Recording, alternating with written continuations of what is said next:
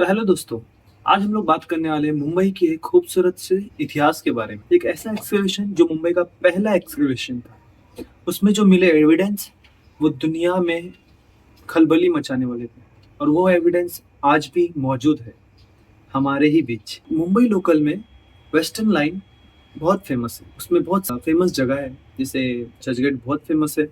Mumbai central, जहाँ से आप हाजी अली दरगाह जा सकते हो। फिर दादर बहुत फेमस है। माटुंगा, माहिम, बैंड्रा, एज यूजुअल बैंड्रा बहुत फेमस सेलिब्रिटी एरिया। अंधेरी, तो चर्चगेट से विरार है। फिर विरार से आगे कंटिन्यू होता है पारगर तक। तो इस दौरान एक जगह है, उस जगह का नाम है, उस स्टेशन का नाम है नाला सुपारा। तो नाला सुपारा नाम सुन के आपके दिमाग में आया होगा बहुत घनी बस्ती, ट्रेन की गर्दी। पूरा मुंबई लोकल का जो वेस्टर्न लाइन का गर्दी है ना, नाला सुपारा में खाली होता है, नाला सुपारा में ही भरता है। और या तो ये गाना और या तो खूबसूरत से बीचेस। यस, नाला सुपारा में आपको बीचेस बहुत अच्छे अच्छे मिलेंगे, वो भी अनटच। और आप अपनी गाड़ी भी बीच पे लेके आ सकते हो, बहुत खूबसूरत। जैसे हर जगह की कुछ ना कुछ हिस्ट्री होती है, तो वैसे ही नाला सुपारा की हिस्ट्री भी बहुत ही जानी मानी है। इवन उस टाइम पे तो मुंबई था भी नहीं, ये तो फैक्ट है। और पुराने जितने भी एंशियंट रूट है वो सारे नाला सुपारा से ही कनेक्टेड थे। तो इस नाम का रहस्य क्या है, इस जगह का रहस्य क्या है, इस जगह कैसे, इस जगह का इतिहास क्या है, और इस जगह पे एक फेमस और इम्पोर्टेंट, बहुत इम्पोर्टेंट, और हिस्ट्री तो इस चीज़ की बहुत ही ज़्यादा है। तो उस जगह का नाम है सोपारा स्तूपा। एक एंशियंट स्तूपा है, 2500 साल पुराना बुद्धिस्ट स्तूपा है। तो वो यहाँ पर है नाला सुपारा में। तो इसके बारे में इस वीडियो में हम जानेंगे, जाने अनजाना इतिहास मेरे साथ ऐतिहासिक सफर में चलते हैं। इतिहास के सफर इंटरेस्टिंग होता है, इतिहास बहुत इंटरेस्टिंग होता है। तो इतिहास के खूबसूरत से इंटरेस्टिंग पलों को जीते हैं इस ब्लॉग में। वीडियो की शुरुआत करते हैं। तो मेरा नाम है इस्माइल शेख, मैं एक ट्रैवलर हूँ, मैं एक एक्सप्लोरर हूँ, मैं यूट्यूबर हूँ। सब्सक्राइब भीख मांग मांग के चैनल बनाया।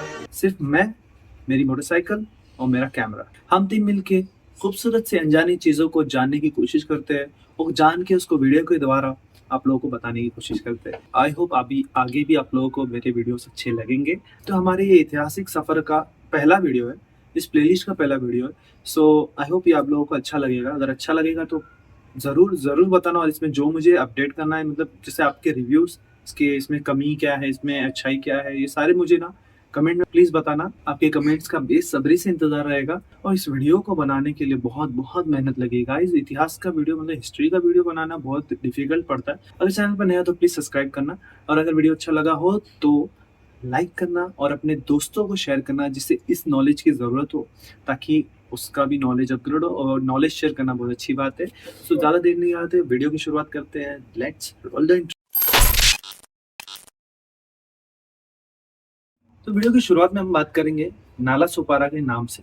तो ये नाला सुपारा नाम आपको क्या लगता है, नाला सुपारा नाम क्या होगा, क्या इसका मीनिंग होगा? तो वीडियो को पॉज करके आप अपनी राय कमेंट में बता सकते हो। सो हम बताते हैं नाला सुपारा के नाम की कहानी। तो नाला सुपारा जो नाम है वो दो गांव से मिलके बना है। एक है नाला गांव, नाला सुपारा स्टेशन से नाला गांव किलोमीटर पर है, और नाला सुपारा स्टेशन से सुपारा गांव किलोमीटर। तो इन दोनों गांव को मिला के नाला सुपारा नाम का स्टेशन बनाया गया। तो हम शुरुआत करेंगे सोपारा के इतिहास से, क्योंकि सोपारा जो है वो मेन है।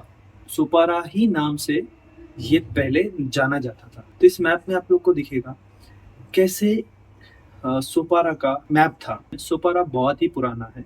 सोपारा की हिस्ट्री 2000 साल से भी पहले की हिस्ट्री है। सोपारा की हिस्ट्री बहुत ही रोमांचक जर्नी है, तो आप लोगों को सुनने में बहुत मजा आएगा। तो सोपारा वेस्टर्न कोस्ट, जो अपना ये वेस्टर्न कोस्ट है, उसका बहुत इंपॉर्टेंट पोर्ट था। यहाँ से काफी चीजें आयात और निर्यात हुआ करती थी। तो यहाँ से बहुत सारा व्यापार हुआ करता था। तो सोपारा के व्यापार की जड़ें इजिप्शियन, रोमन्स, ग्रीक और मिडिल ईस्ट से थी। इसकी नोंद, इसकी टिप्पणी पेरिप्लस ऑफ द एरिथ्रियन सी, तो इस बुक में किया गया है। ऐसे माना जाता है सोपारा वो अपरांता का राजधानी है। अपरांता यानी अभी का कोकन। तो कोकन की राजधानी उस वक्त सोपारा थी, और उस वक्त सोपारा एक इम्पोर्टेंट तीर्थ स्थल था। यहाँ पर एक्सकवेशन में बहुत सारी चीजें इसमें मिली है। तो सोपारा नाम की कहानी क्या है, इसकी भी तो कुछ कहानी होगी, जैसे नाला सोपारा की कहानी। तो सोपारा नाम की कहानी जानते हैं, और इसके वेरियस नाम, वेरियस मतलब लिखा गया है इस जगह को, इस जगह का नाम कहाँ कहाँ लिखा गया है, कब कब लिखा गया है, और किस नाम से बुलाया जाता था वो भी जाने। तो पुराने टाइम में नालासोपारा को सुपारा, सोपारा, सोपरा, शूर्पणखा, शूर्पणखा नगरी, शूर्पणख ऐसे नामों से जाना जाता था। और बुद्धिस्ट जटाका टेल्स में इस जगह का नाम सुप्पराखा मेंशन किया गया। तो लोकल पीपल इसे बुरुड राजा कोट ऐसा बोलते हैं, यानी बास्केट मेकिंग किंग ऐसे कुछ उसका मीनिंग आता है। बिब्लिकल किंग्स यहाँ से ट्रेड किया करते थे, तो ओफिर के नाम से जाना जाता था वहां पर। तो वो यहाँ से पिकॉक, आइवरी, क्लोथ्स, सैंडलवुड ये सारी 8th सेंचुरी में यहाँ से परचेस किया करते थे। तो रिलीजियस पॉइंट ऑफ व्यू से इस जगह को जानने की कोशिश करते हैं, ब्राह्मणिकल पॉइंट ऑफ व्यू से हम इसे जानेंगे। तो ब्राह्मणिकल पॉइंट ऑफ व्यू में ऐसे माना जाता है कि सुरपुरा जो है विष्णु जी के अवतार यानी परशुरामा ने बनवाया था। तो ये एक पवित्र शहर माना जाता था। इसके पूर्व में सह्याद्री माउंटेन रेंज आती थी, वेस्ट में यानी पश्चिम में इसके अरब सागर आता था, इसके उत्तर में वैतरण्य नदी आती थी, इसके दक्षिण में उल्लास नदी आती थी। तो ये सबके बीच में हुआ करता। तो यहाँ पर बहुत फेमस चक्रेश्वर तालाब है, मौजूद है अभी भी। उसके सामने चक्रेश्वर टेम्पल है, चक्रेश्वर महादेव टेम्पल। वहाँ पर काफी सारे आइडल्स रखे हुए, और मैंने वहाँ पर खुद जाके वहाँ पर उन आइडल्स के फोटो लिए। आप उस आइडल्स की फोटोज देख सकती हो, अभी भी वहाँ पर टेम्पल में प्रे की जाती है।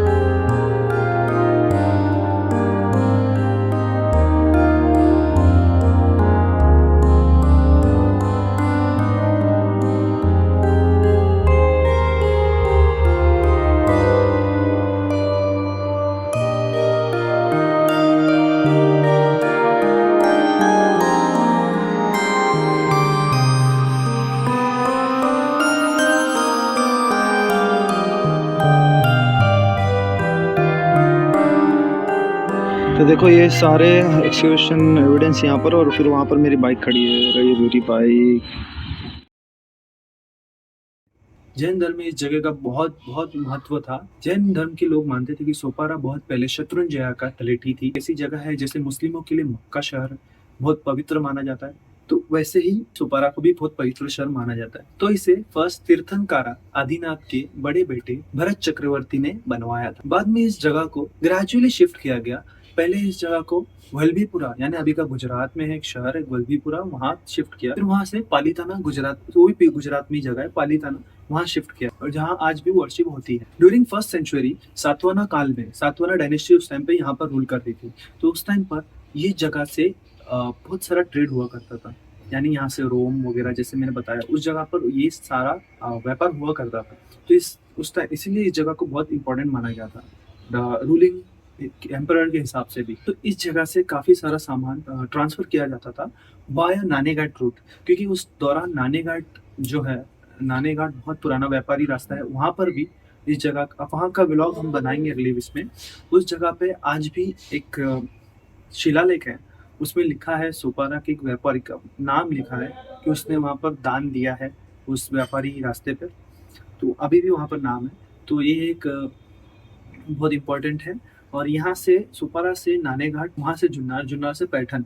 तो ऐसा ट्रेड हुआ करता था, तो ये बहुत इम्पोर्टेंट पोर्ट माना गया है सातवाहन काल में। कैसे पता चला कि ये सातवाहन डायनेस्टी का यहाँ यहाँ रूल करती थी? क्योंकि एक्सकवेशन में सिल्वर कॉइन मिले थे, तो वो बिलोंग करते थे king of Satavahana dynasty, Gautamiputra Yajnashri Satakarni. तो हम बुद्धिज्म के हिसाब से अभी जानेंगे।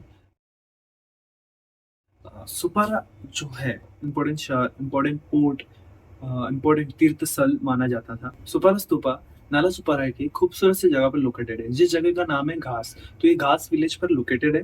यहाँ पहुंचने के लिए आपको ट्रैफिक से गुजर कर आना पड़ेगा और यहाँ पहुंचने के बाद आपको बहुत ही सुकून मिलेगा। तो सुपारा स्तूपा को आज कंट्रोल एएसआई द्वारा किया जाता है। तो सारे इसमें काम जो हो रहे हैं, इसके रिनोवेशन का काम एएसआई द्वारा किया जा रहा है। सो आप जैसे ही आप निर्मल रोड पे आओगे तो आपको एक बड़ा सा गेट दिखेगा सुपारा स्तूपा के एंट्रेंस का। बहुत खूबसूरत गेट बनाया है। वहां से आप एंटर करोगे तो सामने एक छोटा सा गार्डन दिखेगा, सीढ़ियाँ दिखेगी। तो सीढ़ी चढ़ने के बाद आपको लेफ्ट साइड में वहीं से सुपा का नजारा दिखना चालू हो जाएगा। नारियल के बड़े बड़े झाड़ों के बीच में से आपको बहुत खूबसूरत सा उस सुपा सेंटर में दिखेगा। बहुत ही अच्छा फोटोजेनिक व्यू होगा, वहाँ पर आप फोटो ले सकते हो। बहुत प्यारा व्यू आएगा, बहुत प्यारा फोटो आएगा। फिर वहां से आप एंटर करोगे तो आपको बुद्धा का एक स्टैचू दिखेगा। फिर वहां से और आगे बढ़ोगे आप, लेफ्ट साइड में सीढ़ियाँ उतरती है, सामने आपके स्तूपा होगा। स्तूपा 65 यार्ड्स का है, मड ब्रिक और मड से बनाया है। ईस्ट से वेस्ट का साइज है 65 यार्ड्स, मड ब्रिक और मड यूज करके इसे बनाया गया है और 96 फीट नॉर्थ टू साउथ पर।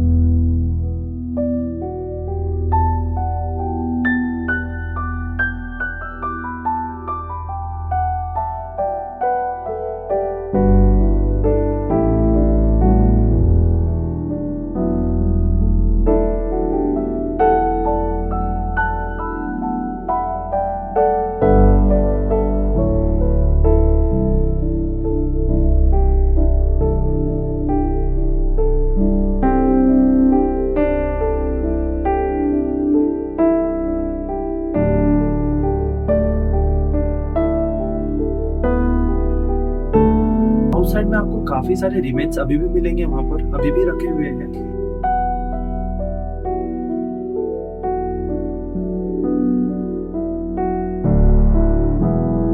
तो इस स्तूपा के साइड में छोटे छोटे टेबल टाइप बने हुए, उस पर मॉन्क्स बैठा करते थे।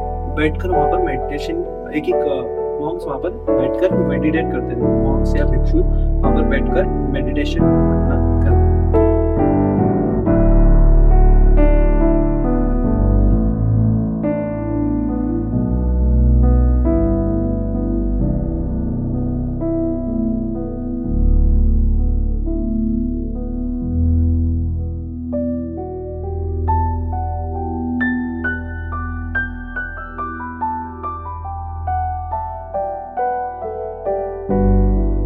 इसको काफ़ी प्रिजर्व रखना ज़रूरी है। हिस्ट्री की बुक्स में मैंने पढ़ा है कि सुरपरा का यानी सुपारा, ये जो जगह सिल्क रूट का एक पार्ट था और अभी भी यहाँ पर प्रेयर्स होती है। एज यू कैन सी मेरे बैक साइड में प्रेयर्स होती है यहाँ पर, तो यहाँ प्रेयर्स अभी भी होते हैं। तो अगर जिसको प्रे करना है वो भी आ सकता है। सुपारा इतना फेमस क्यों है? तो ये सुपारा स्तूपा इसलिए फेमस है क्योंकि जितने भी बुद्धिस्ट साइट्स हैं, जैसे कि Kanheri caves, Ellora caves, Ajanta caves, Elephanta caves, तो ये सारे पहाड़ों को तराश के बनाए गए।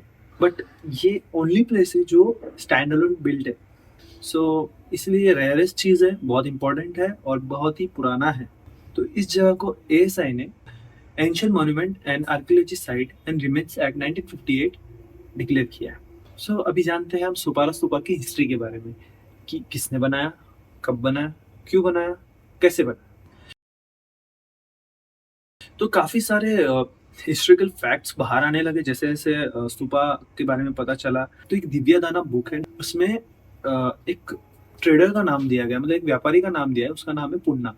ऐसा उसमें लिखा है कि पुन्ना ने ही ये स्तूपा बनवाया था। और आर्कियोलॉजी के अनुमान से ऐसा माना जाता है कि 2nd सेंचुरी बीसी में बनाया गया है, क्योंकि पास ही के गांव यानी भुईगांव, जो हम बीच पर गए थे, भुईगांव बीच, तो उस गांव में अशोकन एडिक्ट मिला था, रॉक एडिक्ट। मैं इसके बारे में आगे बात करूंगा। अशोकन रॉक एडिक्ट मिला था, तो वो 3rd सेंचुरी का था। हिस्टोरियन और आर्कियोलॉजिस्ट ने ये माना कि ये 2nd सेंचुरी का स्तूपा हो सकता है। तो पुन्ना के कई नाम मेंशन है, जिससे पुरना, पूर्णवंदनम, ये 2 बहुत फेमस नाम है। तो हम बात करेंगे पुन्ना के बारे में। पुन्ना एक बहुत फेमस व्यापारी था। वो व्यापार के माध्यम से श्रावस्ती गया था, जो यूपी में है। श्रावस्ती में उसकी मुलाकात गौतम बुद्धा जी से हुई। तो वहाँ उनकी टीचिंग उसने सुनी, उनसे टीचिंग ली, उनसे वो प्रभावित हुआ। प्रभावित होकर उसने भिक्षु बनने का फैसला कर लिया। गौतम बुद्धा जी की परमिशन से वो सुपारा गांव फिर से आ गया। वापस आने के बाद उसने चंदन की लकड़ी से खूबसूरत सा विहारा बनवाया। औरंगाबाद में स्थित अजंता के केव नंबर 2 के दरवाजे पर आज भी पूर्णा की स्टोरी मेंशन है। तो इसका मतलब ये है कि पूर्णा की स्टोरी अराउंड 1500 साल पुरानी। क्या गौतम बुद्धा यहाँ पर विजिट किए थे? जी हाँ, ऐसा माना जाता है कि गौतम बुद्धा ने ही इस सुपारा स्तूपा का उद्घाटन किया है। तो व्यापारी पुन्ना ने यहाँ पर सुपारा स्तूपा बना दिया। सुपारा स्तूपा बनाने के बाद पुन्ना ने खुद गौतम बुद्धा जी को इनविटेशन दिया कि यहाँ आके स्तूपा का उद्घाटन करें। तो गौतम बुद्धा जी यहाँ आए थे, उनके साथ 500 भिक्षु भी आए थे। क्योंकि इसका प्रूफ ये है, तो एक्सकवेशन करते वक्त एक जो भी एविडेंस में, उसमें से एक एविडेंस ऐसा था जिसमें गौतम बुद्धा जी का बैगिंग बाउल का 13 पीसेस उस एक्सकवेशन में मिले थे। तो ऐसा माना जाता है कि बुद्धा जी यहाँ पर खुद आए थे, इस जगह पर विजिट किए थे। और ये जितने भी एविडेंस मिले हैं सारे आज ब्रिटिश म्यूजियम लंदन में है। ये एक्सकवेशन इतना इम्पोर्टेंट क्यों है? क्योंकि यह एक्सकवेशन एक इंडियन ने किया था। तो यह एक्सकवेशन 7 अप्रैल 1882 में पंडित भगवान लाल इंदिरा जी ने किया था। और ये एक्सकवेशन महाराष्ट्र का पहला एक्सकवेशन था। और पंडित भगवान लाल इंदिरा जी एक लौते इंडियन आर्कियोलॉजिस्ट है जिन्हें हॉनरेरी डॉक्टरेट का पदवी मिली। सो इसके बाद एक्सकवेशन हुए, काफी सारे एक्सकवेशन है। जैसे कि 1882 में जो एक्सकवेशन हुआ था, जो इंदिरा जी ने खुद किया था, उन्होंने 13 फीट मड के अंदर एक्सकवेशन किया था। तो उसमें एक संदूक मिला। उस संदूक की अराउंड 8 से 9 सेंचुरी की मेडिवल एरा की संदूक थी। उसमें 8 ब्रॉन्ज इमेजेस थे गौतम बुद्धा जी के, मैत्रा बुद्धा उसे एक्सकवेशन में मिले। और उसी के साथ में एक कॉपर का बॉक्स मिला था। कॉपर के बॉक्स को खोला गया, उसमें गोल्ड से बने हुए फ्लावर थे उसके अंदर। तो उसमें एक और बॉक्स था जो सिल्वर का था, उसे खोला गया, उसमें भी गोल्ड से बने हुए फ्लावर थे। फिर उसमें स्टोन से बना हुआ बॉक्स था, फिर उसे भी खोला गया, उसमें फिर क्रिस्टल का बॉक्स मिला, क्रिस्टल के बॉक्स को भी खोला गया, फिर उसमें मिले फिर से गोल्ड के फ्लावर्स, फिर उसके अंदर मिला गोल्ड का बॉक्स, गोल्ड के बॉक्स को खोला गया, तो उसमें मिले बुद्धा जी के बेगिंग बाउल के 13 पीसेस। तो इस तरीके से उसमें ऐसा स्टोर किया गया था, क्योंकि बहुत कीमती था वो। उसमें जो मिले फ्लावर्स जो थे, गोल्डन फ्लावर, जो गोल्ड से बने हुए थे फ्लावर्स, वो इससे माना जाता है कि परसेंट बुद्धा जी के हो सकते हैं। 1939 और 1940 में MM कुरैशी द्वारा एक और एक्सकवेशन किया गया था। तो वहाँ पर लैंटर्न्स मिले थे स्टोन्स के, और छोटे छोटे स्तूपास भी मिले थे। फिर 1972 में एक और एक्सकवेशन किया था अनवर मुंशी द्वारा, और उन्हें भी कॉइन्स मिले थे, सिल्वर कॉइन सातवाना काल का। 1956 में अशोका का 9th रॉक एडिट शिलालेख मिला। उसको मिलना भी एक ट्रेजेडी थी, क्योंकि एक भुईगांव में 9th शिलालेख एक छोटे से बच्चे ने ढूंढा था। 1997 में भी एक एक्सकवेशन में मिला था, वो है शिप बिल्डिंग लैंड। तो शिप यहाँ पर बिल्ड होती थी, यहाँ पर बनती थी, वो मिली। पर मैं जाकर देखा हूँ, मैंने खुद पर्सनल विजिट का, मुझे अभी मिल नहीं रहा है, क्योंकि ये 1997 था, 2023 है, काफी डिफरेंस। इसलिए मैं बोल रहा हूँ कि ये जगह बहुत इंपॉर्टेंट है। अभी भी ढूंढने जाएंगे, बहुत सारी चीजें मिलेगी, बट अनफॉर्चुनेटली पता नहीं कौन क्या ध्यान देगा आगे, पता नहीं भाई, बहुत कुछ है इस जगह पे, मिस्ट्री है, अलग मिस्ट्री। तो अशोका के 2 शिलालेख यहाँ पर मिले।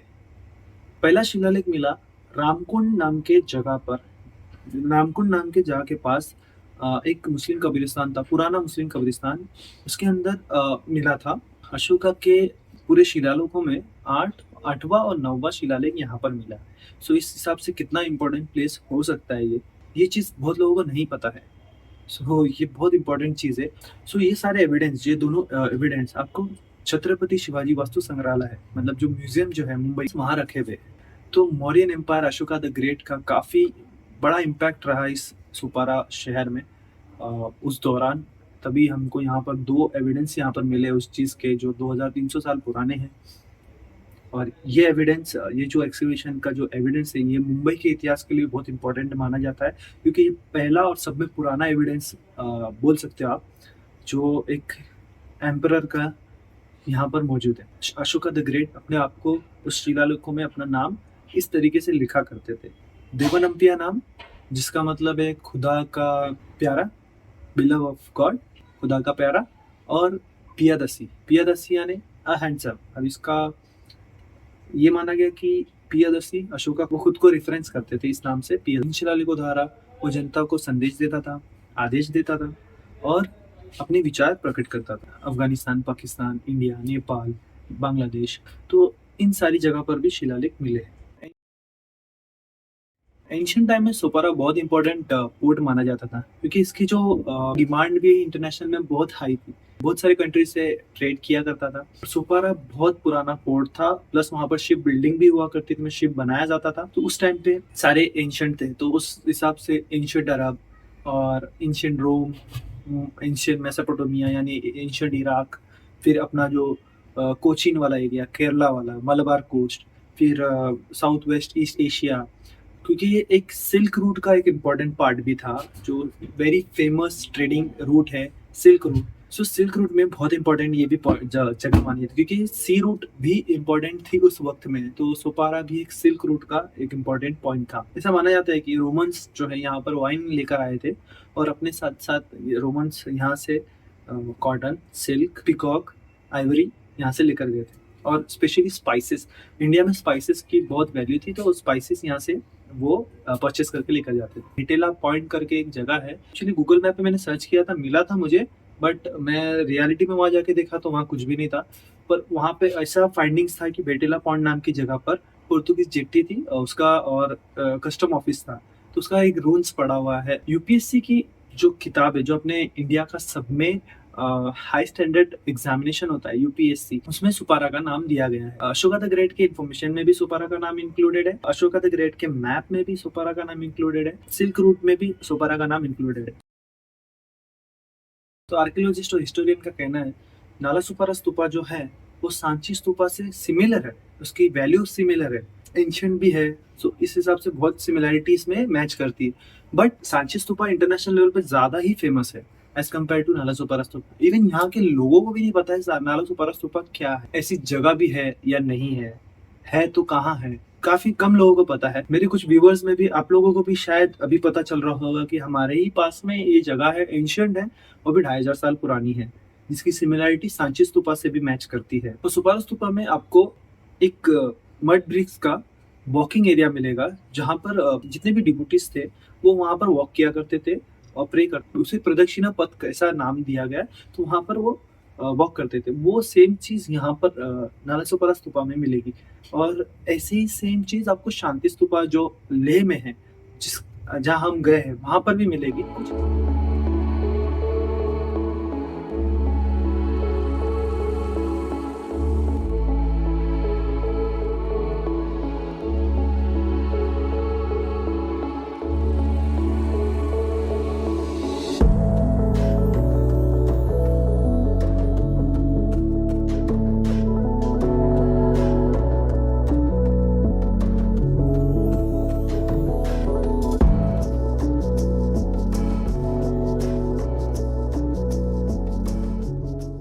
कुछ हिस्टोरियंस और आर्कियोलॉजिस्ट ऐसे मानते हैं कि सांची स्तूपा जो है वो सुपारा स्तूपा का एक रेप्लिका है, मतलब इस सुपारा स्तूपा को देखकर ही बनाया गया है, ऐसा कुछ हिस्टोरियंस का मानना है।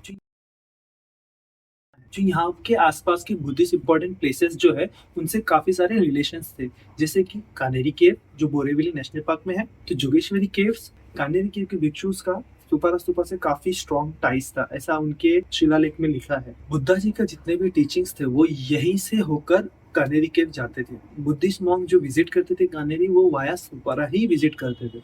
सो इसलिए ये बहुत इंपॉर्टेंट पोर्ट हुआ करता था।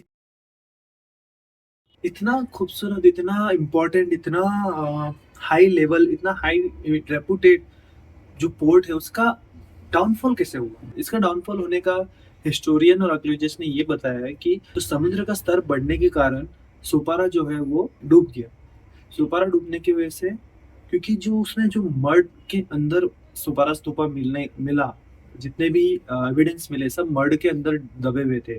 सो इसलिए आर्कियोलॉजिस्ट और हिस्टोरियन ने माना कि ये शायद से ऐसा हो सकता है कि समुद्र का स्तर बढ़ गया हो और उससे सारा चीज़ एक मड के अंदर ढक गया हो, इसलिए इसकी इम्पोर्टेंस कम हुई हो। फिर कुछ समय बाद हिस्टोरियंस ने ये बताया कि पोर्तुगीज जब यहाँ पर आए तो उन्होंने राजधानी को शिफ्ट करके वसई कर दिया, तो वसई में उन्होंने फोर्ट बनाया, सारा ट्रेड वहीं से होने लगा, तो वसई से ट्रेड होने लगा, तो वसई में आज भी वसई पोर्ट है। फिर उसके बाद जैसे ब्रिटिशर्स आए, जब ब्रिटिशर्स को मुंबई का अपने अंडर मिली तो वो 7 आइलैंड था, तो 7 आइलैंड को उन्होंने एक बड़ा आइलैंड बनाया जिसे हम मुंबई कहते हैं। और मुंबई बनने के बाद तो इस जगह की वैल्यू ही खत्म हो गई, कि सारे पोर्ट के बड़े बड़े पोर्ट मुंबई में बन गए। मुंबई को ब्रिटिशर्स ने इस तरह से बनाया तो उनका इंटरनेशनल ट्रैवल वहीं से होने लगा और उन्हें यहाँ आने की ज़रूरत नहीं पड़ी। तो इस वजह से वसई का जो पोर्तुगीज पोर्ट था उसका भी शायद वैल्यू कम हो गया होगा। सुपर स्तूपा के पास आप क्या कर सकते हो? सुपर स्तूपा के पास आप मेडिटेट कर सकते हो, आप अपना माइंड रिलैक्स कर सकते हो, वहाँ पर चिल आउट कर सकते हो विद फैमिली में। तो आप घास विलेज देख सकते हो, चक्रेश्वर तालाब भी देख सकते हो, उसके सामने जो टेम्पल है उसमें भी विजिट कर सकते हो, बहुत ही खूबसूरत टेम्पल है। जितने भी इंटरनेशनल भक्त लोग हैं वो यहाँ पर विजिट करते हैं, आज से ही नहीं काफी समय से वो यहाँ पर विजिट करते हैं। मेरा पर्सनल ओपिनियन सजेशन ये रहेगा इस जगह के लिए, स्टेशन से अगर किसी को आना हो तो किसी को पता ही नहीं चलेगा कि आपको सोपारा स्तूपा यहाँ मिलेगा। अगर आप आगरा में एंटर करते हो तो आपको पता चलता है ताजमहल यहाँ है। मध्य प्रदेश में एंटर करते हो जहाँ सांची स्तूपा है तो वहाँ आपको पता चलता है सांची स्तूपा यहाँ है। बड़े बड़े बोर्ड लगने चाहिए कि भाई एंशंट स्तूपा यहाँ इस रूट पर मिलेगा, आगे स्तूपा है। बड़े बड़े बोर्ड लगने चाहिए कि भाई स्तूपा यहाँ है, तो इससे पता चलेगा, जिनको नहीं पता वो भी बोल जाएगा भाई इधर कुछ तो है। तो रूट गाइडेंस ज़रूरी है मेरे हिसाब से। फिर वहाँ पहुँचने के बाद प्रॉपर गाइड नहीं है तो गाइड की व्यवस्था होनी ज़रूरी है, क्योंकि बहुत लोगों को नहीं पता है कि इस जगह पे क्या है। जिनको पता है वो जाते हैं, उनको पता है। मुझे खुद को नहीं पता था, मैंने खुद रिसर्च करके मैं वहाँ जाके 2 बार मैंने विजिट किया।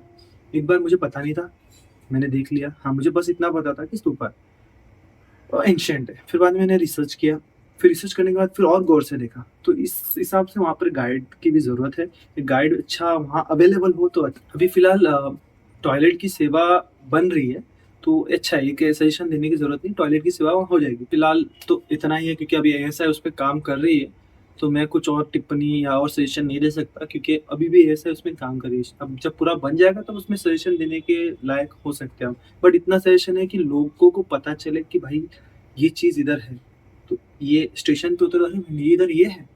जैसे आप नेशनल पार्क के लिए वेस्टर्न इधर उतरते हो बोरीवली स्टेशन, तो आपको ना नेशनल पार्क का एक बोर्ड दिखता है। आप मुंबई से आप आ रहे हो या दादर से आ रहे हो तो आपको दिखेगा नेशनल पार्क, एसएल वर्ल्ड, सब बोर्ड पे लिखा है। हाँ, फिर लोगों को पता चलता है कि एसएल वर्ल्ड या नेशनल पार्क इस तरफ है, मलाड में है, बोरीवली में है। तो ऐसा कुछ आइडिया मिल जाए लोगों को कि भाई नाला सुपारा उतर के आपको इधर ही स्तूपा मिल जाएगा। तो ऐसा कुछ करे तो अच्छा है। और आप क्या चाहते हो इस जगह पर? आप कैसे इस जगह को बेटर प्लेस बना सकते हो? अगर आपने यहाँ विज़िट किया है मेरा वीडियो देखने के बाद या अभी देखना चाह रहे हो, तो आपको क्या लगता है यहाँ और क्या होना चाहिए? ये भी मुझे कमेंट में बताना, क्योंकि आप लोगों को पता नहीं है, और अगर पता चल रहा है, क्या और बेटर करना चाहिए कि इस जगह को सब जगह पता चले कि ये जगह यहाँ पर स्थित है, यहाँ पर अभी करंटली प्रेज़ेंट है। तो ये कमेंट में ज़रूर बताना। इस जगह पर पहुंचे कैसे? फेमस स्टेशन में पकड़ ले तो दादर। तो दादर तीनों लाइन से लिंक है, हार्बर से भी लिंक है, सेंट्रल से भी लिंक है, वेस्टर्न से लिंक है। तो हम दादर से पकड़ते। तो दादर स्टेशन से आपको विरार की ट्रेन पकड़नी पड़ेगी। विरार पहुंचते-पहुंचते आपको नालासोपारा उतरना पड़ेगा। नालासोपारा स्टेशन विरार स्टेशन से एक स्टेशन पहले आता है। तो नालासोपारा उतर के आपको वेस्ट में आना है। वेस्ट में आपको शेयरिंग रिक्शा पकड़नी है। शेयरिंग रिक्शा मिल जाएगी आपको स्टेशन के पास से। वहाँ पर बोलना है सोपारा गाँव, या बोलना है भंडारा आड़ी नाम के वो बस स्टॉप है वहाँ पर। अगर आप बस से जाना चाहते हो तो आपको भुईगांव जाने वाली बस या कलम जाने वाली बस पकड़नी होगी, स्टेशन से आपको मिल जाएगी। वहाँ पर आपको बीच में उतरना है भंडारा आड़ी, उस स्पॉट का नाम है भंडारा आड़ी। तो भंडारा आड़ी आपको बस छोड़ देगी। जैसे कि आप अगर बाय वॉक जा रहे हो वहाँ से भंडारा आड़ी से, इस रोड का नाम है निर्मल रोड। निर्मल रोड पे आप सीधा सीधा जाओगे, लेफ्ट साइड में आपको बुद्धा जी का स्टैचू दिखेगा। उस स्टैचू के सामने बहुत बड़ा गेट होगा, उस गेट से भी आपको राइट साइड में सीधा सीधा जाना है। मेन रोड से आप सीधा सीधा जाओगे, आपको लेफ्ट साइड में एक अंडर कंस्ट्रक्शन आपको रास्ता मिलेगा। आप अगर मेन गेट से भी जाते हो तो कोई भी इशू नहीं है, मेन गेट थोड़ा और आगे है, पर अगर आप यहाँ से भी जाते हो तो भी कोई इशू नहीं है। और एंट्री फीस के हिसाब से यहाँ पर कोई एंट्री फीस नहीं है, ये एकदम फ्री, अभी फिलहाल फ्री एंट्री है, क्योंकि अंडर कंस्ट्रक्शन होने की वजह से आगे का मुझे कुछ पता नहीं, आगे इसका फीस रखेंगे या नहीं रखेंगे, बट अंडर कंस्ट्रक्शन होने की वजह से अभी इसमें फ्री एंट्री। और इसका टाइमिंग है सुबह सनराइज से लेकर सनसेट तक, उसके बाद रात में ही बंद रहता है।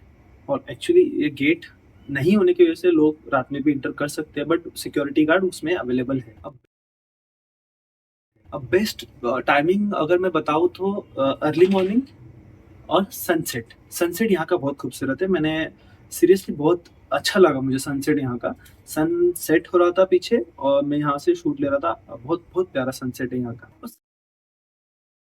और साइट सीन के हिसाब से आप लोग वहाँ पे चक्रेश्वर तालाब भी देख सकते हो, सुपारा गांव भी घूम सकते हो, बहुत खूबसूरत वेल डेवलप है, बहुत क्राउडेड है। वहाँ पर पुराने पुराने क्लिनिक है, पुराने घर है। घास गांव भी आप देख सकते हो, घास रोड भी है जो एक एक वक्त में पानी में था, बट जब जब बरसात होती है तो वो पानी में फिर से आ जाता है वो एरिया। हम लोग ने बहुत बार बाइक से ट्रैवल किया वहाँ पर। बीचेस बहुत प्यारे हैं यहाँ के, बहुत प्यारे। मेरा वन ऑफ द फेवरेट है राजोड़ी बीच, वन ऑफ द फेवरेट है राजोड़ी बीच, कलम बीच, बहुत प्यारा है। और अगर आप अकेले एंजॉय करना चाहते हो तो रानगांव बीच है, भुईगांव बीच के बाजू में। भुईगांव बीच भी बहुत अच्छा है फोटोशूट के लिए। अगर आप यहाँ आ रहे हो तो यहाँ की सब में फेवरेट चीज़ है भुजिंग, चिकन भुजिंग यहाँ पर बहुत फेमस है।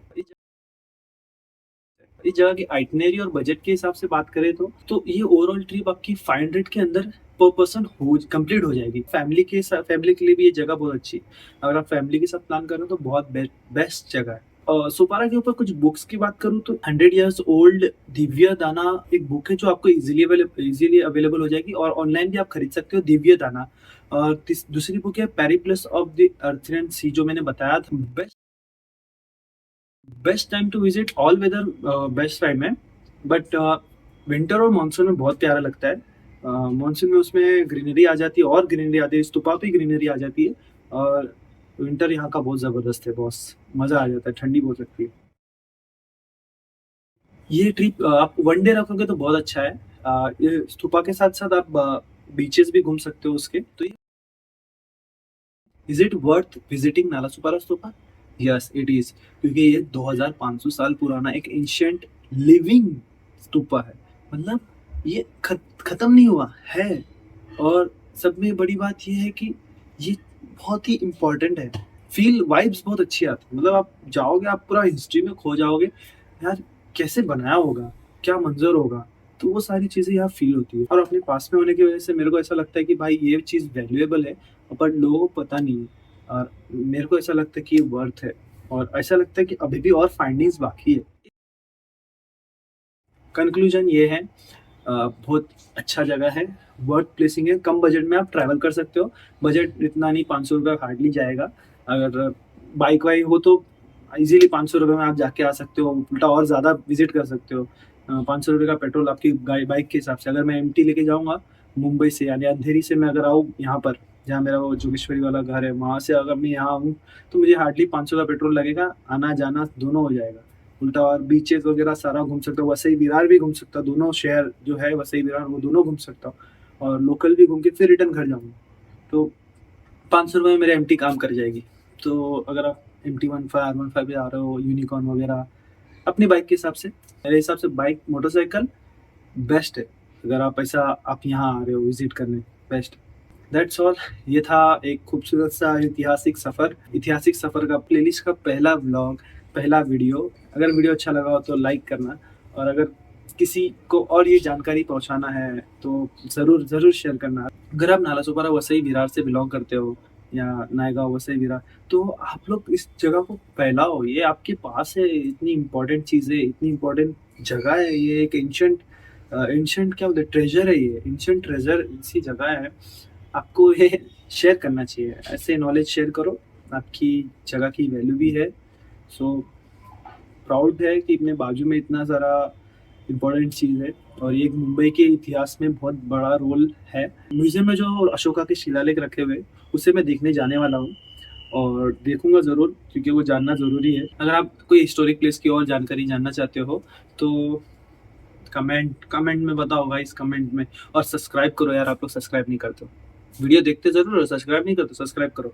और हमारे राखी गढ़ी के वीडियो पे बहुत भयंकर रिव्यू आया उसका, भयंकर। मतलब मैंने सोचा भी नहीं था राखी गढ़ी के वीडियो पे मेरे को राखी गढ़ी जरूर देखना गाइस। उसका लिंक डिस्क्रिप्शन में डाल दूंगा या आई बटन में मिल जाएगा राखी गढ़ी का वीडियो। तो वीडियो के एंड करते हैं, मिलते हैं अगले वीडियो में। बाय बाय, टेक केयर और अपना ख्याल रखिए, हेल्दी रहिए, ट्रैवल करिए, एक्सप्लोर करिए और स्टे वंडर। हमेशा नई नई जगह को अलग नज़र से देखिए। With that said, bye bye, take care, खुदा हाफिज।